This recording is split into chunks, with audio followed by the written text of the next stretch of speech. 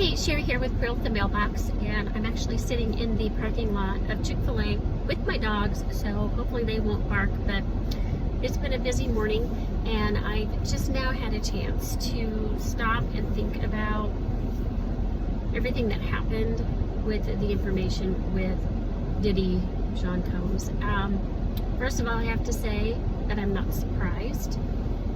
All that the defense needed to do was create reasonable doubt, and unfortunately in trafficking situations that's very easy to do, especially when you don't have a lived survivor expert that can be on the stand to explain why or how a person who's trafficked has to communicate with their trafficker, has this, some call it a trauma bond, where you have this emotional attachment with that person, and that's because they control many aspects of your life, and they are your one source of maybe food, maybe clothing, maybe a lifestyle that you've never experienced before.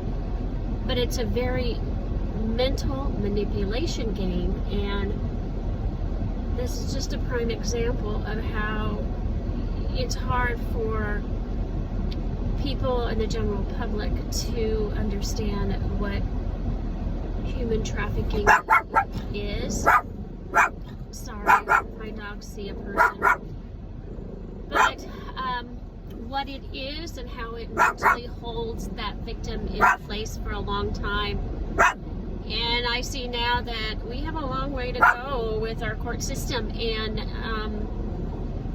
addressing this issue, because until somebody's there to educate about what it's like for someone to go through trafficking, people are going to think, oh, well, so let's say Cassie communicated with Diddy, so does that mean that, and at times she said she left him and all this stuff. So somebody's going to say, well, if you're trafficked, you wouldn't say that stuff, right? You would be fearful of that person all the time. And that's not accurate. That's not accurate. When you're trafficked, your emotions are all over the place, and you do create a bond with the person that is trafficking you. It just happens. And it's not that because a victim said to their trafficker they loved them or they wanted to see them, things like that. That doesn't mean anything, really. It doesn't mean that that person was not trafficked. There was enough information that I saw, or at least evidence that I saw, that indicated that this was very much trafficking. And unfortunately, the defense had a really easy job of just creating doubt, and that's the communication back and forth that creates doubt, which is unfortunate because they don't look at the whole picture. They're like, okay, well, yeah, she was raped or she was beat up, and so she can get they get those charges, but I can get a drink of water. It's not that simple. So survivors need to be heard. We need to be put on the stand and be lived experts that can say, this is what happened to me. This is how I was mentally controlled. And this is how it works, so that a jury and lawyers themselves can understand what it's like to be trafficked. And I commend Cassie and Jane for being courageous to go on the stand and be subjected to all that they were subjected to.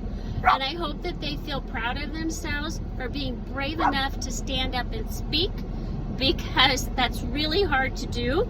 And that's why many, many victims choose not to, because the legal system does not protect survivors. They put them on the stand and say they're liable, or they took part in what happened to them.